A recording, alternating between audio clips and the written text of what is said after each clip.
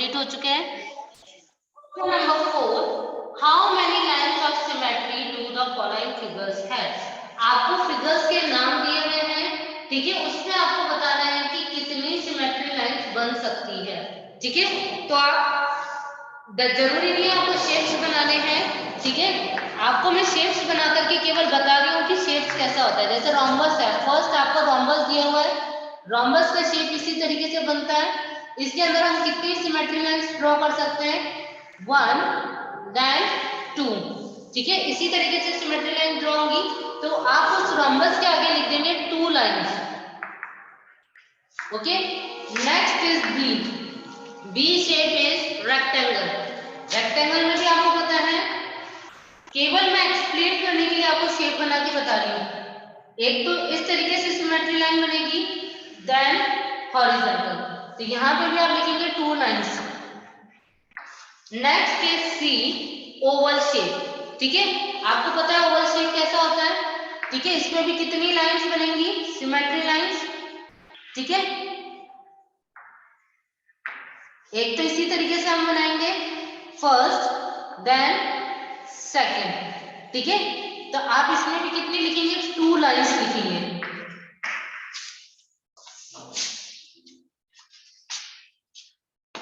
2 lines होंगी, ठीक है।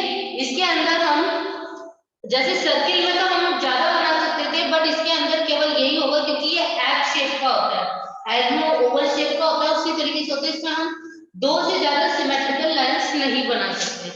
नेक्स्ट इज इक्विलैटरल ट्रायंगल, ठीक है।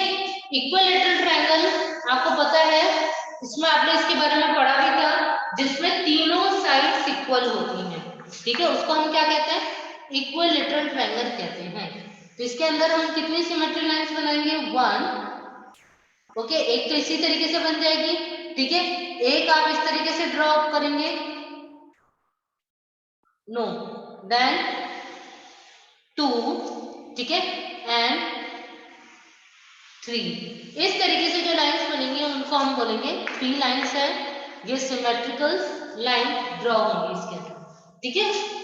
नेक्स्ट इसमें आपको शेप्स के थ्रू बताया है ताकि आपको पता चल जाए कि इसमें किस तरीके से सिमेट्रिकल लाइन ड्रॉ की जा सकती है। बुक में आपको केवल 2 लिखना है, जिसमें जितनी सिमेट्रिकल लाइंस बन रही है आपको केवल वही लिखना है कि कौन से शेप में कितनी सिमेट्री लाइंस बन रही है। Next is question number 5, look at the pattern below, draw that at the position of specified below, ठीक है। अब आपने देखिए इस क्वेश्चन को करने से पहले मैं आपको बता दें कि क्लॉकवाइज और एंटी क्लॉकवाइज आपने वर्ड सुना होगा, ठीक है। क्लॉकवाइज का मतलब ये होता है कि जो क्लॉक के डायरेक्शन में आपकी जो सुई चलती है, नीडल चलती है घड़ी की, वो किस डायरेक्शन में चलती है, आपके राइट हैंड साइड डायरेक्शन में, ठीक है। इसको हम क्या बोलेंगे, एंटी क्लॉकवाइज बोलेंगे, ठीक है, क्लॉकवाइज, ओके। जो आपके क्लॉक के डायरेक्शन में चलती है, मतलब 12 o'clock, 1 o'clock, 2 o'clock, 3 o'clock, ये जो आपका डायरेक्शन है ये क्लॉकवाइज कहलाएगा, ठीक है। और जो अपोजिट डायरेक्शन में चलता है, मतलब 12, 11, 10, 9, 8, 7, 6, ये आपका कहलाएगा एंटी क्लॉक। क्या कहलाएगा, एंटी क्लॉक डायरेक्शन, ठीक है। क्लॉकवाइज डायरेक्शन के जस्ट अपोजिट जो डायरेक्शन होगा वो एंटी क्लॉक। हम बोलते हैं कई बार डेली जो यूजेस में भी ये वर्ड यूज में लिया जाता है, क्लॉकवाइज चलाना, इसको मतलब कि जो आपकी जैसे कि लॉक, हम लॉक लगाते हैं बच्चे, तो उसकी जो आप की घुमाते हैं वो किस डायरेक्शन में घूमती, क्लॉकवाइज डायरेक्शन में, ठीक है। और अगर अपोजिट डायरेक्शन में घुमाएंगे तो उसको हम बोलेंगे एंटी क्लॉक, ठीक है, मतलब अपोजिट डायरेक्शन में घुमा रहे हैं, ठीक है। तो आपको समझ में आ गया होगा क्लॉकवाइज डायरेक्शन और एंटी क्लॉकवाइज डायरेक्शन। तो next question is question number 5, इसमें आपको दिया हुआ है कि देखिए जैसे ही ये सर्किल बना हुआ है, पहले क्लॉक समझ लीजिए, जो क्लॉक में आपके क्लॉकवाइज डायरेक्शन चलेगा, यहाँ पे 12 लिखा हुआ है, it's a 6, it's a 3 and 9, okay. अगर यदि 12 से 3 तक का टाइम क्या कहलाएगा, क्वार्टर, क्या कहलाएगा, क्वार्टर, ठीक है, कि मतलब क्वार्टर टाइम, मतलब कि 1/4, क्वार्टर को हम 1/4 बोलते हैं, तो ये 1/4 डायरेक्शन में, तो क्वार्टर आपको घुमाना है। नेक्स्ट 3 से 6 भी क्या कहलाएगा, क्वार्टर, ठीक है। और आपने पढ़ा है फ्रैक्शंस में भी पढ़ा होगा, जब हम 1/4 प्लस 1/4 इज इक्वल टू 1/2, मतलब हाफ बन गया। ठीक है। और अगर डायरेक्टली यदि हाफ का बोलेंगे, क्वार्टर की बात नहीं करते, तो इसको हम क्या बोलेंगे, अगर 12 से 6 तक आ रहे हैं तो इसको हाफ बोलेंगे। क्या बोलेंगे, हाफ बोलेंगे। फिर नेक्स्ट हम जब क्वार्टर की बात करेंगे तो ये 9 पर आ जाएगा, तो next 1/4 direction. Okay, next 9 to 12 again quarter. ठीक है। और अगर 6 से लेकर के आपको 12 तक का डायरेक्ट बोला जाए तो it is called a half. ठीक है, इज दैट क्लियर? अगर यदि क्लॉकवाइज हम घूम रहे हैं तो यहाँ पे क्या कहलाएगा, और सेम यही यदि एंटी क्लॉक में भी अगर यही बात करेंगे तो यही होगा कि 12 से अगर यदि 9 घुमा रहे हैं तो क्वार्टर, देन अगर 9 to 6 क्वार्टर। ठीक है। तो इस क्लॉकवाइज डायरेक्शन में अगर हम क्वार्टर वर्ड आ जाता है तो इट मींस क्या हो रहा है कि एक वर्ड आपका क्वार्टर मतलब एक डायरेक्शन में घूमेगा, 1/4 डायरेक्शन। जैसे लाइक दिस, अगर यदि हम बात करें, फॉर एग्जाम्पल आपको दिया हुआ है एक वर्ड दिया हुआ एस। ठीक है। एस को यदि कहा जाए आपका कि इसको आफ्टर क्वार्टर डायरेक्शन में मूव करना है, quarter means clockwise, quarter direction में आपको मूव करना है। ठीक है। 1 क्वार्टर यहाँ पे स्पेसिफाई किया जाएगा, ये 1 क्वार्टर कहलाएगा, ये 2nd क्वार्टर कहलाएगा। ठीक है। और या फिर एक कहलाएगा 1.5। तो अगर यदि बोलता है कि क्वार्टर आपको 1 क्वार्टर डायरेक्शन में और आपको क्लॉकवाइज घुमाना है, तो ये एस जो है वो आपकी 1 क्वार्टर मतलब इस तरीके से ये घूम जाएगा, ये एस डायरेक्शन हो गया। और अगर इस एस को यदि बोला जाए आफ्टर 1.5 क्लॉकवाइज डायरेक्शन में आपको घुमाना है, तो ये एस क्या हो जाएगा, बिल्कुल ही इसका जस्ट अपोजिट बन जाएगा। तो ये एस इस तरीके से हम बना देंगे, अपोजिट हो गया ये। ठीक है। तो ये क्या कहलाएगा, इसी डायरेक्शन में आपको हर एक लेटर को घुमाना है। ठीक है, क्लॉकवाइज और एंटी क्लॉकवाइज। अगर इसी एस को यदि एंटी क्लॉकवाइज बोलते हैं कि क्वार्टर में घुमाना है, तो हम इस तरीके से बना देते हैं। हालांकि ये जो एस है वो आप किसी भी डायरेक्शन में घुमाओगे तो इतना ज्यादा डिफरेंस पता नहीं चलता। ओके, तो हम कुछ लेटर्स का देखेंगे यहाँ पे आपके बुक में दिया हुआ है क्वेश्चन नंबर 5 में, जिसको कि हमें एंटी क्लॉक क्लॉकवाइज डायरेक्शन में मूव करना है। First is P. ए आपको क्या दिया हुआ है, देखिए पी बना हुआ है। ठीक है। पी को ये कह रहा है after 1.5 anti clockwise direction. Anti clockwise क्या होता है, मैंने अभी बताया था clockwise and anti clockwise. Clockwise में तो अगर यदि मैं इस पी को यदि हाफ डायरेक्शन में घुमाती हूँ तो आपको पता है कि ये पी जब घूमेगा एंटी क्लॉकवाइज, ठीक है, तो ये इस तरीके से अपोजिट डायरेक्शन में बन जाएगा। ठीक है, ये पी इस तरीके से, तो ये क्या हो गया, एंटी क्लॉकवाइज हो गया। ठीक है, क्लॉकवाइज और एंटी क्लॉकवाइज। ठीक है, तो ये हमने हाफ डायरेक्शन में मूव किया है। क्लियर है आपको? ये रोटेशन आपको ध्यान में रखना है कि किस तरीके के डायरेक्शन में क्लॉकवाइज घूमेगा और किस डायरेक्शन में एंटी क्लॉकवाइज। ये अपोजिट डायरेक्शन की बात कर रहे हैं, इसलिए क्या होगा, अगर यदि अपोजिट मतलब ये पी पहले इस क्वार्टर में घुमा है, इस तरीके से ये क्वार्टर हो गया इसका, और इसी पी को यदि वापस से हाफ की बात की जाए तो ये इस तरीके से बन जाएगा।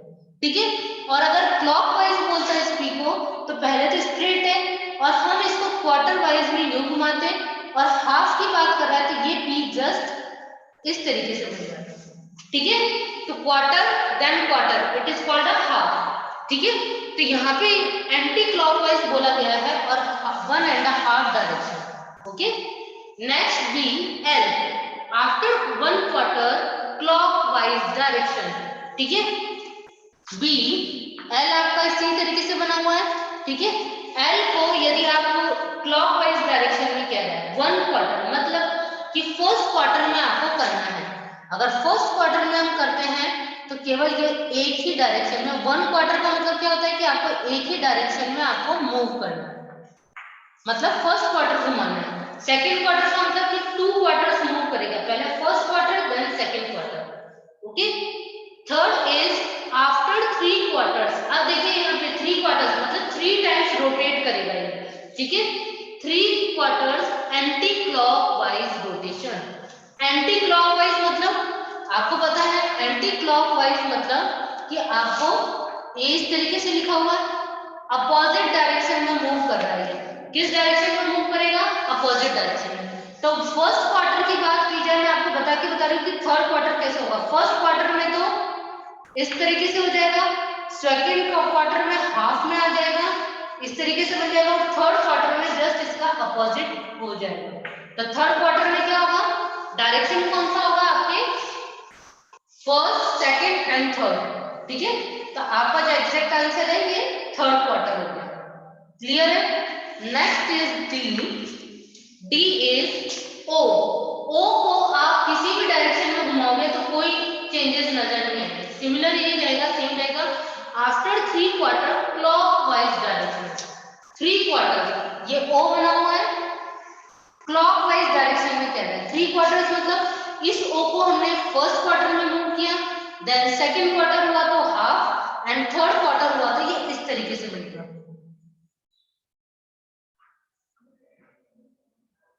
ओ, ठीक है। एंड ई, नेक्स्ट इज ई। ई में ही ई दे रखा है आपको, ठीक है। इसमें कौन से डायरेक्शन में? After 3 quarters anti clock rotation. Anti clock means opposite direction, मतलब कि लेफ्ट हैंड साइड में आपका मूव करेगा। फर्स्ट इसका मूव किस तरीके हो जाएगा? फर्स्ट क्वार्टर में अगर इस तरफ घूमेगा तो ये इस तरीके से हो जाएगा, सेकंड क्वार्टर में ये इसी का मूव इस तरफ से हो जाएगा, ठीक है। थर्ड क्वार्टर में इसका जस्ट अपोजिट हो जाएगा, ठीक है। तो आप थर्ड क्वार्टर में कैसे बनेगा? मैं आपको सारे डायरेक्शन बता रही हूँ कि थर्ड क्वार्टर तक आते आते इसका डायरेक्शन इस तरीके से हम बना देंगे, ठीक है। तो थर्ड क्वार्टर जो आपका एंटी क्लॉकवाइज आपका ई घूमेगा वो इसी तरीके से आएगा। And last is D. F is D. D is, D आपको इस डायरेक्शन में दिया हुआ है, तो आफ्टर 1.5 क्लॉकवाइज डायरेक्शन, ठीक है। क्लॉकवाइज मतलब आपके राइट हैंड साइड पे टर्न करेगा ये, ठीक है, घड़ी के। तो 1.5 कह रहा है, मतलब कि अगर यदि इसको हाफ डायरेक्शन में कहते हैं 1.5 मतलब जस्ट अपोजिट डायरेक्शन में ये घूम जाएगा, ठीक है। हाफ इस तरीके से बना हुआ है, तो ये कैसे बन जाएगा? जस्ट, ठीक है। मतलब इसी डी हम जब बनाते हैं तो आपको पता है कि किस तरीके से हम बनाते हैं। डी आप इसी तरीके से बनाते हो, इसी डायरेक्शन में हम बनाते हैं डी को, ठीक है। तो अगर यदि ये 1.5, ठीक है, हाफ डायरेक्शन की बात कर रहे हैं तो ये डायरेक्टली आपके इसी डायरेक्शन में घूमेगा, ठीक है। तो ये हमारे 1/2 क्लॉकवाइज रोटेशन हो गया, ठीक है। तो क्वेश्चन नंबर 5 आपका यहीं पे फिनिश हो चुका है, एंड 13.1 एक्सरसाइज ऑल्सो फिनिश्ड।